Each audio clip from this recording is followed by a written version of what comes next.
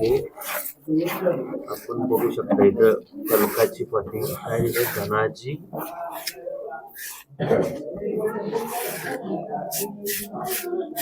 काय झाले धनाजी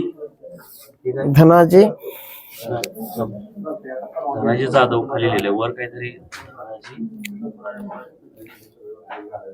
ठीक आहे. म्हणजे धनाजी जाधव म्हणजे सरसेनापती. मला वाटतं राजा छत्रपती राजारामांच्या काळात ते सरसेनापती होते. त्यावेळी त्यांनी हे जीर्णोद्धार केलेला दिसतोय. मला भगवंत प्रकट झाले त्या टायमाला सप्तकोटी भक्तगणाच्या साक्षीने 33 कोटी त्या ठिकाणी देवता विराजमान झाले. एवढी पालाची भक्तिमान आहे. जसं की प्रत्येक मंदिरात गेल्यानंतर एक कासवाची प्रतिमा पाहायला मिळते. एकमेव पालीचा खंडोबा ज्या मंदिराच्या सोबत संपूर्ण कासवाच्या प्रतिमा पाहायला भेटतात त्या आपल्याला प्रश्न पडतो एवढी कासव का असावे. जसं सात्विक आध्यात्मिक भक्ती मार्ग 16 जर म्हटलं तर ते नम्रतेचं प्रतीक जर कासव आहे म्हणजे कुर्मा अवतार. हे श्रीकृष्णाचा द्वितीय अवतार. कुठं त्या पिंडीच्या खाली जी पिंड आहे साक्षात पालायला दर्शन झालेलं त्या स्वयंभूलिंगावरती ते पाणी थेंबे थेंबे जात असत. नमस्कार, लय भारीमध्ये आपल्या सगळ्यांचं स्वागत. सकाळच्या 6:30 वाजलेले आहेत आणि आपण माझ्या पाठीमागे बघू शकता की काय लिहिलेलं आहे, श्री क्षेत्र खंडोबा देवस्थान पाल, तालुका कराड, जिल्हा सातारा. तर हे जे देवस्थान आहे ते अख्ख्या महाराष्ट्रात सुप्रसिद्ध आहे. महाराष्ट्राच्या बाहेरही जिथं जिथं मराठी लोक राहतात तिथे सगळीकडे हे सुप्रसिद्ध सगळ्यांना परिचित असलेलं हे देवस्थान आहे. आणि या ठिकाणी मी आलेलो आहे. लवकरच म्हणजे त्या 2 जानेवारीला इथली यात्रा आहे. आणि हे जे मंदिर आहे, मी आतमध्ये जाणार आहे मंदिरामध्ये. तर हे जे मंदिर आहे हे पुरातन मंदिर आहे. साधारण 1200 वर्षांपेक्षा जास्त या मंदिराला इतिहास आहे. यादवकालीन मंदिर आहे. हेमाडपंथी मंदिर आहे. हेमाडपंथी शैलीत ते बांधलेलं मंदिर आहे. हेमाडपंथी हा शब्द चुकीचा आहे असं काही संशोधकांचं म्हणणं आहे. योग्य काय शब्द आहे तो मी तुम्हाला खाली कॉमेंट्समध्ये सांगतो. तर यादवांच्या काळामध्ये हे मंदिर बांधलं गेलेलं आहे. आणि त्यानंतर जे धनाजी जाधव होते सरसेनापती, संताजी धनाजी यांचा जो उल्लेख केला जातो त्यातले जे धनाजी जाधव होते यांनी या मंदिराच्या परिसराचा, या मंदिराच्या मंडपाचा जीर्णोद्धार केला होता किंवा मंडपच नव्याने त्यांनी बांधला होता. असा मोठा इतिहास सुद्धा या मंदिराला लाभलेला आहे. अनेक भाविकांचं श्रद्धास्थान आहे. बहुजन वर्गाचं श्रद्धास्थान आहे. 18 पगड जातीच्या लोकांना, 12 बलुतेदार लोकांना इथं मानाचं स्थान आहे. आणि याविषयी मी प्रत्यक्ष मंदिरामध्ये जाऊन ह्या मंदिराचा इतिहास, मंदिरासंदर्भातले देवाच्या खंडोबाच्या ज्या काही आख्यायिका असतील त्याही तुम्हाला सांगणार आहे. इथले पुजारी आहेत, ह्या मंदिराशी संबंधित काही अभ्यासक आहेत, तर ते आपल्याला माहिती देणार आहेत. आणि सर्वात महत्त्वाचं की मी मंदिराच्या आतमध्ये म्हणजे जे गर्भगृह आहे तिथे सुद्धा, म्हणजे आता हा व्हिडिओ शूटिंग आता जो मी तुमच्याशी बोलतोय याच्या काही वेळापूर्वी अगोदर तिथं जाऊन आलेलो आहे. आणि तिथं जे खंडोबा आणि माळसा यांची स्वयंभू पिंड मला पाहण्याची संधी मिळाली. तर त्याच्यामध्ये म्हणजे चांदीच्या ह्याच्याखाली त्या झाकल्या जातात. परंतु त्याच्या अगोदर जे स्वच्छता केली जाते, त्याच्या जे काही धार्मिक विधी आहेत त्या केल्या जातात, ते मला पाहण्याची संधी मिळाली. तर तेही मी तुम्हाला दाखवेन. त्याचंही महती आणि महत्त्व किंवा काही आख्यायिका आहेत तेही पुजाऱ्यांकडून आपण जाणून घेऊया. तर ठीक आहे, आपण आतमध्ये जाऊया. मी आता आतमध्ये आलेलो आहे, म्हणजे मंदिराच्या आवाराच्या आतमध्ये आलेलो आहे. आणि माझ्यासोबत सुभाष इंजेकर जे पुजारी आहेत, त्यांना पुजाऱ्याचा मान आहे, तर ते माझ्यासोबत आहेत. आणि आपण त्यांच्याकडून जाणून घेऊया. आता इथून पुढे मी कॅमेरामध्ये फार दिसणार नाही, सुभाष इंजेकर साहेब दिसतील. तर इंजेकर साहेब, आपण म्हणजे तुम्ही सांगायला सुरुवात करा मंदिराचं वैशिष्ट्य वगैरे. तुम्ही सांगाल तसं तुमच्या मार्गदर्शनाखाली आपण जाऊया पुढे. तुम्ही पहिल्यांदा ह्या मंदिराचं वैशिष्ट्य सांगा, म्हणजे किती वर्ष जुनं मंदिर आहे? हे इसवी सन पूर्व स्वयं प्रकट झालेलं या ठिकाणी. पाला नावाचे एक भक्त होते, म्हणजे लहानपणापासून वयोवर्ध होईपर्यंत या साईडला असणारा एक शंभूगल आहे, ज्याला पिंडीचा डोंगर म्हटलं जातं, पूर्वमुखी. या दिशेला हे डोंगर आहे पूर्वेला. ही पूर्व बाजू आहे. पूर्व बाजू आहे. ज्या ठिकाणी पांडवकालीन अज्ञातवासात जात असताना हा. त्यांनी काही शिवलिंगावरती चंपापुष्प अर्पण करून ते निघून गेलेले होते, म्हणजे पांडवकालीन बर. कलियुगाच्या आरंभे. त्यानंतर ते काही संन्यासी साधना करणाऱ्या साधकाला दर्शन झालं. त्या आनंदाच्या भरात कर्पुरात करून पुष्पगणामध्ये अडकून फुलाच्या शोधात गेले होते. ह्या साईडला डोंगर म्हटलं जातं, तो इंजाबाईचा डोंगर आहे. कुठले ह्या साईडला पाठीमागे त्या मंदिराचा भिंती असल्यामुळं आता तुम्हाला दिसणार ना, पाठीमागे साईडला दिसेल आपल्याला, पाहायला भेटेल. मग त्या ठिकाणी श्रीकृष्णाच्या जन्मावेळी कंसाच्या हातून बीज रूपात काढले, जी विंध्याचल पर्वतावर विंध्यवासिनी अवतरले. विंध्यवासिनी अवतरली, तिचे 9 खंड प्रकट झाले. त्यातला एक खंड म्हणजे चंद्रभक्त ज्याला म्हटलं जातं. त्या चंद्रभक्तावरती ते महाराज फुलं शोधण्यासाठी गेले होते. डोंगरदरीतून सगळीकडे फुलं शोधतात, पण संपूर्ण जंगल अरण्यात काही पुष्प सापडत नव्हते. आनंदाच्या भरात सुसाट सुटलेल्या वादळामध्ये कानातील पुष्प खाली पडतात, सभोवताल संपूर्ण फुलांचा सडा पडला. त्या ठिकाणी संपूर्ण आता सगळी सुगंधी फुलं एकसारखी दिसतात. पण मंदिरातून जसा भेटलेला नारळाचा श्रीफळ, लाखो नारळ पडल्यानंतर लाखोला पण महत्व देत नसतो, पण तो मंदिरातून भेटलेलं श्रीफळ आपल्याला हवं असतं.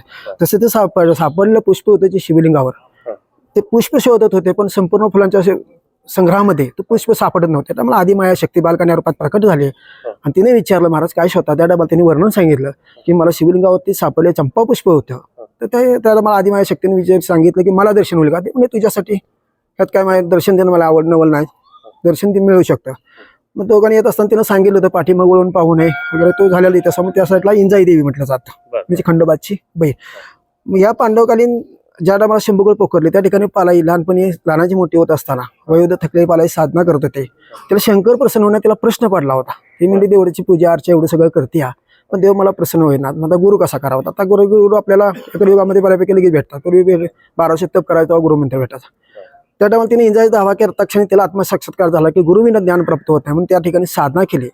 त्या गुरुपौर्णिमे दिवशी तिला एका महाराजांचं दर्शन झालं. तसं अनवट एक त्याला पाहून आपण म्हणतो, दादा नमस्कार, तुमचं नाव गाव काय? त्या टायमाला एका महाराजांचं दर्शन होता क्षणी ते महाराजांना म्हणले, महाराज आपलं नाव गाव. त्या महाराजांच्या मुखातून अमृतवाणी प्रकटली, आलो काशी गया करून नाव गाव ठाऊक नसे वदे आप नाम के तेचे आमचे नाव गाव. मग तिथं अर्थ मी काशी गया करून आलोय, मला माझं नाव गाव माहित नाही, तुझ्या मुखाचे काय नाव गाव येईल तेच माझं नाव गाव. तेव्हा पालाईला बालपण आठवलं आणि पालाईने विचार केला, 108 नाम शंकराच्या नामापैकी पेंबरनाथ ओळखलं आणि तिनं पेंबरनाथ म्हणून त्यांच्याकडून दीक्षा घ्यायचा निश्चय घेतला. तर ते महाराज तरी म्हटले पालाई या वयोवृद्धात दीक्षा घेऊन तू काय करणार? कारण वयोवृद्धात माणूस दीक्षा मागत नसतो, मुक्ती मागत असतो. त्या टायमाला पालाईनं म्हणलं प्रश्न केला की महाराज मग जीवनाचं सार्थक काय? त्या टायमाला मात्र महाराज स्तब्ध झाले की एकमेव मारुतीराने जो महादेवाला प्रश्न केला होता, आज पालाई भक्त विचारते म्हणजे सर्वसामान्य भक्त नाही. त्या टायमाला महाराजांनी त्यांना सांगितलं, बोल म्हणले पालाई. त्या टायमाला पालाई म्हणले, शंकराची उपासना करते, शंकर प्रसन्न होतील एखादा मंत्र तंत्र द्यावा. त्या टायमाला महाराज म्हणले, या कलियुगाच्या आरंभी शंकर खंडोबाचा अवतार धारण करणार आहे, तू खंडोबाची साधना कर, खंडोबाच्या रूपात तुला शंकराचं दर्शन होईल. तेव्हा पालायला माहित नव्हतं खंडोबा कोण म्हणून. त्या टायमाला पालायला त्यांनी वर्णन सांगितलं, ख म्हणजे संस्कृतमध्ये आकाश, डो म्हणजे डोई फेटा पगडी धारण करणारा, बा म्हणजे बा पित्याप्रमाणे भक्तांचे रक्षण करणारा. थोडक्यात आकाश रूपी पगडी धारण करणारा परमपूज्य म्हणजे श्री खंडोबा. त्यांचा मूळ मंत्र आहे 7 कोटी. हे म्हणजे 7 कोटी म्हणजे कडे पाकरा. षडेविकाराने एका मायर विजय मिळवणारा अवतार श्री नारायण देव. षडेविकार एका मायर विजय मिळवणारा अवतार म्हणजे श्री खंडोबा. त्याच्यापुढे ते म्हणतात शंकर भस्मधारी, तर खंडोबा मिळवणारी. नामामध्ये मंत्रामध्ये रूपामध्ये विविध प्रकारे कोण पालायला गोडी लागली आणि पालाई म्हणली, या खंडोबाला मी प्रसन्न कसं करून घेऊ, याचा मला साधना संकल्प द्यावी. त्या टायमाला देव दीपाल ते चंपाषष्ठी षडरात्र नवरात्रोत्सव महाराजांनी वर्णन करता क्षणी ते औचित्य साधून पालाई त्या ठिकाणी अनुष्ठान मांडले. कधी देव दीपावल्या. मग चंपाषष्ठी दिवशी खंडोबारायांनी तिच्या स्वप्नामध्ये दृष्टांत दिला. चंद्रोदय सूर्यास्ताच्या साक्षीने ताळी नदीच्या किनारे वांज गायीच्या कासून जेथे दुधाची धार ते स्वयंभू उभयता सप्रकट होईल. तेच आपल्याला आतलं शिवलिंग पाहायला मिळतं, जे हरिहर म्हटलं जातं किंवा मार्तंड भैरव म्हटलं जातं, म्हणजे शिवशक्तीच प्रतीक आहे ते आता तुम्ही पाहिलेलंच आहे. आणि त्या पद्धतीने महाराजांनी पालायला वर दिला आणि पालायच्या अतूट भक्तीमध्ये महाराजांचं साक्षात स्वयं हे खोदकाम करून आहे. स्वयं म्हणजे सत्ता प्रकट होता. आता सत्ता प्रकट होणं म्हणजे काय असतं, जसा बीजाला अंकुर फुटावा, वृक्षाला नव्याने पालवी फुलावी, कमळपुष्प उमलावं, की गंगेचा उगम व्हावा, असा भूगर्भातून स्वयंभू प्रकट झाले, त्याला स्वयं म्हटलं जातं. असं पालायला त्याच दिवशी या ठिकाणी दर्शन झालं. अच्छा, आता हे किती वर्षापूर्वीच साधारण म्हणजे आता 1200 वर्षापेक्षा जास्त इतिहास आहे, परंतु तुम्हाला माहित असलेला इतिहास किती आहे? माझ्या अभ्यासानुसार पाहिलं तर ही इसवी सन पूर्व, कारण पांडव अज्ञातवासात ज्यावेळी जात आहेत त्यांना शिवलिंगाचं दर्शन होतं. अर्थात हे शिवलिंग पूर्वीच आहे. हे मंदिराचा जीर्णोद्धार काळानुरूप बदल होत येत असतो. अच्छा, तर आता तुम्ही आम्हाला थोडंसं मंदिर फिरून दाखवा आमच्या प्रेक्षकांना. पहिल्यांदा आपण ह्या मंदिराच्या रचनेपासून जाऊया. तर कसं काय सांगा, आता हे समोर आपल्याला हे दिसतंय म्हणजे काळ्या पत्थरामध्ये बांधलेलं हे मंदिर आहे. हा हा, तर ह्याचं काय ते कित्येक वर्ष पहिल्यांदा बांधलेलं तो सभोतर आहे. बरं. आता हे काम करत असताना ह्या ठिकाणी गजराज म्हणजे हत्तीचा परिश्रम जास्त आहे, कारण एवढे दगड वाहतूक करणं हो. एवढं सोपं नव्हतं. आता समजा यंत्रणा भरपूर सोयी सुविधा आहेत, त्या टायमाला हत्तींचा परिश्रम भरपूर आहे, त्यामुळे हत्तीच्या प्रतिमा बऱ्यापैकी आपल्याला पाहायला मिळतात. अच्छा, पुढे त्या भिंतीवर हत्ती आहे किंवा इतिहासातल्या एक मोठी प्रतिमा पाहायला मिळते. बरोबर. कारण पहिले म्हणजे त्यांचं श्रेय असं म्हणजे प्रत्येक मंदिरावरती हत्ती भरपूर पाहायला मिळतात. म्हणजे त्यांनी परिश्रम घेतलेला असतो. 100% असं नाकारताना का त्या टायमाला एवढे म्हणजे सोयी सुविधा 100% नसणारच. हे कुणाच्या काळात हे हे इसवी सन पूर्व, आता तसं एवढं आपल्याला सांगताना, कारण आपण आता 2025 मध्ये आहोत. आता याच्यामध्ये यादवकालीन जे बांधकाम झालेलं आहे यादवांच्या काळात ते मला आता आणि ते आता मला सांगता तसं ना, कारण यादव कालीन जरी म्हटलं तर यादव हे म्हणजे 1200 वर्षापूर्वी. नाही पूर्वीच यादव म्हणजे श्रीकृष्णाच्या वेळेलाच जास्त कोण बऱ्यापैकी तिथूनच अच्छा. इतिहास येतो ना तो. बर बर. अच्छा. हा. हे कासवान कासवांची संख्या बघा खूप आहे. त्याचं काय वैशिष्ट्य आहे? हा बरोबर आहे, म्हणतात ते जसं की प्रत्येक मंदिरात गेल्यानंतर एक कासवाची प्रतिमा पाहायला मिळते. हो. एकमेव पालीचा खंडोबा ज्या मंदिराच्या सभोवताल संपूर्ण कासवाच्या प्रतिमा पाहायला भेटतात, तर आपल्याला प्रश्न पडतो एवढी कासव का असावे. जसं सात्विक आध्यात्मिक भक्ती मार्ग 16 जर म्हटलं हा. तर ते नम्रतेचं प्रतीक जर कासव आहे म्हणजे कुर्मा अवतार, हे श्रीकृष्णाचा द्वितीय अवतार. त्यांचं समुद्र मंथना वेळी सुद्धा त्यांचं कार्य मोठं झालेलं आहे. आणि या मंदिरात एवढे असण्याचं कारण काय, तर ते मग तुम्हाला सांगितल्या पद्धतीने जेव्हा स्वयंभू प्रकट झालं, त्या स्वयंभूवरती जो 52 स्तोत्रांचा मंत्रोच्चार झाला, त्यावर झालेला 52 हे कुर्मा अवतार प्रकट आहेत. त्या स्वयंभूवरती 52 स्तोत्रांचा झालेला मंत्रोच्चार जो रुद्राभिषेक पाहायला भेटला, आणि ते ह्या कुर्मा अवतार म्हणजे त्याचं प्रतीक आहे ते. आता साहेब हे जे मंदिर आहे तर खाली जे आहे हे जुनं बांधकाम दिसतंय. हो, वरचं जे आहे ते नवीन आहे का? हा नंतरच की म्हणजे इसवी सन पूर्वी सरासरी अंदाजे समजा पाहिलं हे जे आहे वरचं ते वीट बांधकामामध्ये मोडतं. नंतर केलं खालचं का? वीट बांधकाम आता नाही मग? त्याला, म्हणजे तुम्ही आता मग असे म्हटलं सगळं 1200-1300च्या अच्छा, हे जुनच आहे सर. जुनच आहे ते. हा चौतारा दगडी पाषाण पाहता येईल, ते संपूर्ण जुनं म्हणजे त्याच्या ह्या अगोदरचे ना दगडी पाषाण आणि हा. हे वर जे आहे ते इसवी सन 1200च्या म्हणजे त्याच पूर्वीच आहे. ते पूर्वीच. हे नवीन आता काय केलं? नाही ह्याच्यावर फक्त काय असतं, नवीन रंगरोटी समजा डागडुजी ते काम केलं जातं. हे सगळं म्हणजे आता त्याच्यामध्ये वर बघा ते मूर्ती कोरलेल्या आहेत, हनुमानाची मूर्ती दिसते त्याच्यात. हे वर सगळे ते देव दिसतात वेगवेगळे. हो, हे वेगवेगळे. सगळं जुनं आहे का? जुनं आहे, पूर्ण पौराणिक. पूर्ण पौराणिक आहे, आता पौराणिक. काही नाही. आताच नाही. फक्त हे कलर आता दिला. हा कलर अधून मधून कसं होतं, काही काळानं कलर गेला की तो जीर्णोद्धारामध्ये करावा लागतोच. आपण तिकडून ते दीपमाळांच्या तिकडून जाऊया का? इथून आहे ना आपल्याला, आता इथून जाता येणार नाही ना? नाही, आता तुम्ही शास्त्रानुसार म्हणजे काय असतं, जेव्हा आपण दर्शन घेतोय त्या टायमाला शिवलिंग ओलडू नये म्हटलं जातं. आता तुम्ही एक अजून सेवेकरी आहात हो हो असं म्हणतात, ते काय हरकत नाही. बरोबर, आम्ही हे करतोय हो. त्यामुळे म्हणजे आम्हाला माफ आहे ते. हा, शूटिंग माफ करतोय आहे. तेव्हा किंवा तुम्ही सेवेकरी आहे. हा, भक्तिमध्ये ज्यावेळी असतं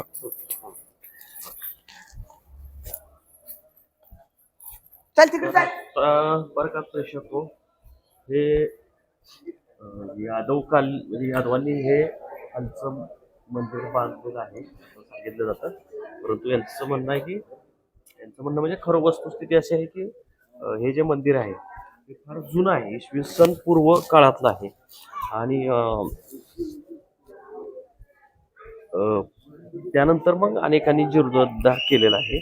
तर आता मंदिरात आपण हात केल्यानंतर आणखी आपल्याला कळेल. हे दीपमाळा, हा तुम्ही काय सांगणार होता? हत्ती बघा. हत्ती आता वाढत्या गर्दीचा आढावा घेऊन काही अडचणी उद्भवू नये म्हणून आता हे समजा एक 17-10 वर्षामध्ये हत्ती समजा मिरवणूक बंद झाला, पण पूर्वीपासून यात्रा ही हत्तीच्या वरतून सोहळ्यातून होत होते. अच्छा, हा, खूप सुंदर प्रतिमा असायची. म्हणजे ज्या टायमाला भगवंत प्रकट झाले त्या टायमाला सप्तकोटी भक्तगणाच्या साक्षीने 33 कोटी त्या ठिकाणी देवता विराजमान झाले. एवढी पालायची भक्ती मान आहे. अच्छा, सर्वसाधारण आपण एखाद्या व्यक्तीला बोलवायचं आपल्या सोहळ्यामध्ये कार्यक्रम म्हणलं तर एवढं सोपं नाही, पण पालायची भक्ती इतकी थोर होती की तिच्या भक्तीनं खंडोबाचे सप्तकोटी भक्तगण आणि 33 कोटी देवता ज्या ठिकाणी त्या भूतलावर आल्यात एवढी बालाची भक्ती थोर होती. आता ह्या दीपमाळांचं वैशिष्ट्य एक मोठी दीपमाळा आहे, दोन आणि मोठे. दीपाळा भरपूर पाहायला भेटतात. दीपाळीच म्हणजे काय एक दिवटी पेटवली जाते हो. तसं ती दीपाईवरती लावलं जातं. दीपमाळ म्हणजे दीपमाळ. ज्या टायमाला पूर्वी आता समजा आता लाईटी वगैरे सोयी सुविधा आहे त्या काळामध्ये त्या सुविधा नव्हत्याच ना. मग प्रकाशित वातावरण कसं असं होतं ते दीपमाळीच्या माध्यमातून ते होत असणार. किती वर्ष जुना इतिहास आहे बांधकामाचा याचा दीपमाळांचा? आता दीपमाळीचं तसं सांगता येणार नाही. जशी देवाची भक्ती भाविकांना प्राप्त होते तशा पद्धतीने जे ते आपापल्या पद्धतीनं थोडंसं देवाला नवस किंवा ह्या पद्धतीनं सुंदर कार्य करण्याचा प्रयत्न करत असतात. हे नंदी महाराजांचं जरा वैशिष्ट्य सांगा ना. जे ते शिव ते नंदीची प्रतिमा हे 100% असते म्हणजे भारतात त्याला आवडते. हा. समोर आहे ते खंडोबा माळसा म्हणजे शिव अवतार आहे ते. हा. मंदिराच्या बाहेर समोर नंदी आहेत. हा. मगाशी सांगितलेलं कुर्मा अवतार म्हणजे हे कासव मुख्य कासवाले मुख्य प्रत्येक. हा हा हा बर. हा इथून सर्व कासवांचे प्रदर्शन रांग सुरू होते. या ठिकाणी भाविकांनी जसं देव पावल्यानंतर त्यांच्या श्रद्धेनं आपल्या छोटे छोटे नंदी आणून ते वाहिलेले आहेत, अर्पण केलेत.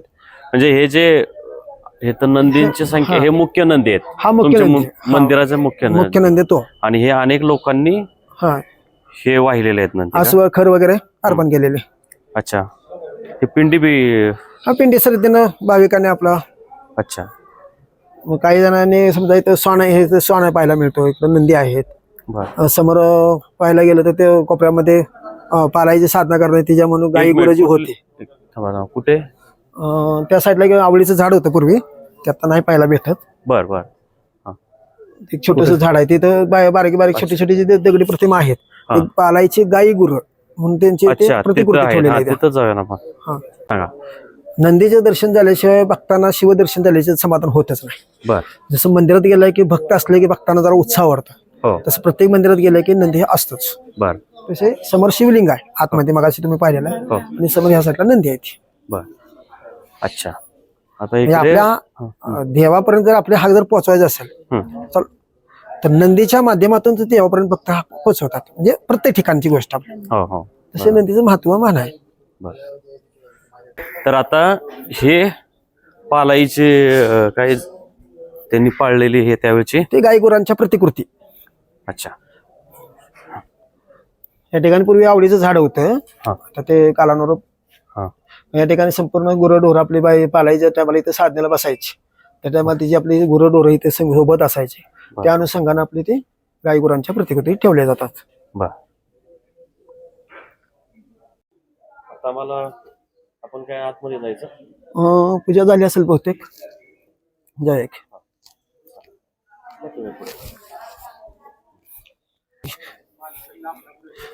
खंडोबाचा कथा इथं इतिहास सांगायला गेलं ना तर खूप भरपूर आहे. फक्त तो आत्मसात होणं गरजेचं. बरोबर ना. तिकडून जाऊया.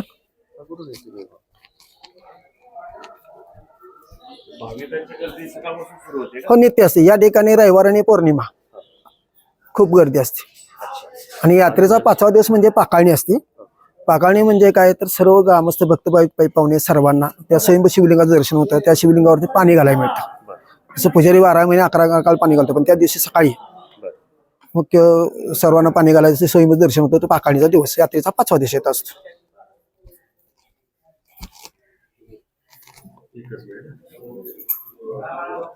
हे जे बांधकाम आहे हे मूळचं सगळे जुने दगडात जुन्या पद्धतीचं आहे ना हे सगळं. हो जुन्या पद्धती. हे कुणी हे आता हा मंडळ जे मग तुम्ही सांगितल्या पद्धतीनं जे धनाजी संताजी म्हणला त्या ठिकाणी खाली नाव आपल्याला पाहायला मिळतं.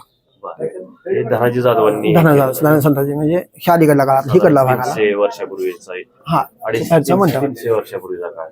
300 350. फक्त हे तुम्ही कृष्णे कलर केल्यामुळे हे लक्षात येणार. हा बरोबर. प्रेक्षकांना मी सांगू इच्छितो की हे जुनं बांधकाम आहे, बरोबर कलर केलंय त्याच्यामुळे ते लक्षात येत नाही. आपण ते बघताय का ते दगड आहे तो लिहिलेलं लिखाण असतं. ताई एक मिनिट. एकच मिनिट. ताई इकडे ह्या साईडला.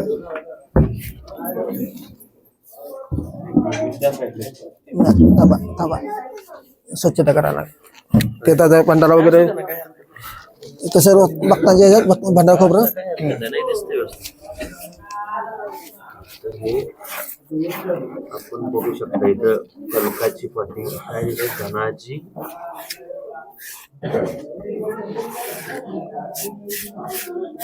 काय दिलंय, धनाजी धनाजी धनाजी जाधव खाली लिहिलंय, वर काहीतरी धनाजी. ठीक आहे, म्हणजे धनाजी जाधव म्हणजे सरसेनापती. मला वाटतं राजा छत्रपती राजारामांच्या काळात ते सरसेनापती होते. त्यावेळी त्यांनी हे जीर्णोद्धार केलेला दिसतोय.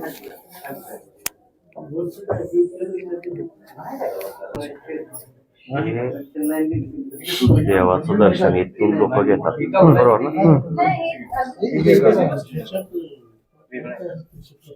आता पोषक झाला थोड्या वेळा. पोषक आपण आतमध्ये जायचं.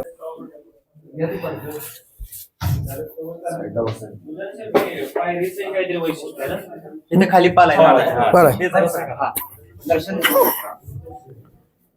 तर ही जी पायरी आहे, पायरीच्या ठिकाणी पालाई जे भक्त होते त्यांना स्थान दिलेलं आहे. जेव्हा स्वयंभूचं दर्शन झालं, लग्न सोहळ्याला सुरुवात झालेली होती आणि ब्रह्ममुहूर्तावर खंडोबा मासा पलीकडून पावल्यावर परतून माघार आले होते. परतून आल्यानंतर पालायला स्वयंभूचा संपूर्ण जलमय परिसर होता. मागास तुम्हाला सांगितलं की जसं स्वयंभू प्रकट झालं त्या टायमाला त्या जल अभिषेक झालेला होता, जो बाबांना स्वतःचा मंत्र झाला, कुर्मावतार झाला. पालाने सर्व गंगा शांत होण्यासाठी माणसांना पुन्हा बोलवलं. ब्रह्ममुहूर्तावर खंडोबा मासा येऊन त्यांनी गंगेची ओटी भरली. गंगा कोण आहे तर बाणू, म्हणजे शंकरच्या जटीतून प्रकट झाली गंगा. इंद्रदेवाची कन्या का पालन केली, धनगरांना पत्नी केली खंडोबानं. मग ते गंगेत शांत गेल्यानंतर स्वयंभू दर्शन झालं आणि यात्रेचा 5 दिवस म्हणजे पाकाळी, त्याशी खंडोबानी मासा बाहेर जातात. म्हणजे ह्याला आपला 6 महिने तर नसतात देव त्या टायमाला. संपूर्ण पृथ्वी भ्रमण चालू होतं त्या टायमाला. नव्याच्या पौर्णिमेला खंडोबा मासा माघारी परतून येणार होते. महिनाभरती आतुरतेने वाट पाहत होते. जसं पाडसं कळपातून एखादं पाडस दूर झालं तर त्या आतुरतेने वाट पाहत असते. देव परतून यावा म्हणून पालाई त्या ठिकाणी वाट पाहत होती. त्या ठिकाणी पालाई ध्यानस्थ झालेले. या ठिकाणी पालाई कोणती? हे समोर हे पालाई. आता आपण जायचं. हो,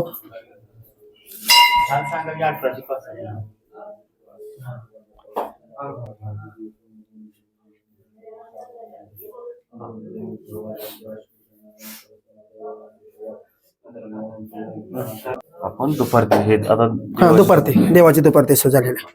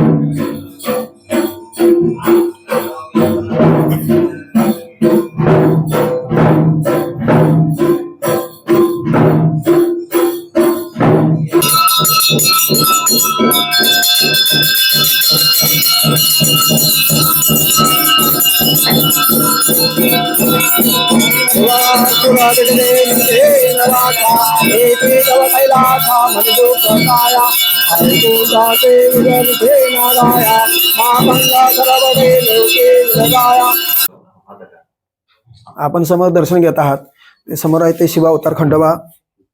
या साईडला शिवशक्ती म्हणजे म्हाळसादेवी.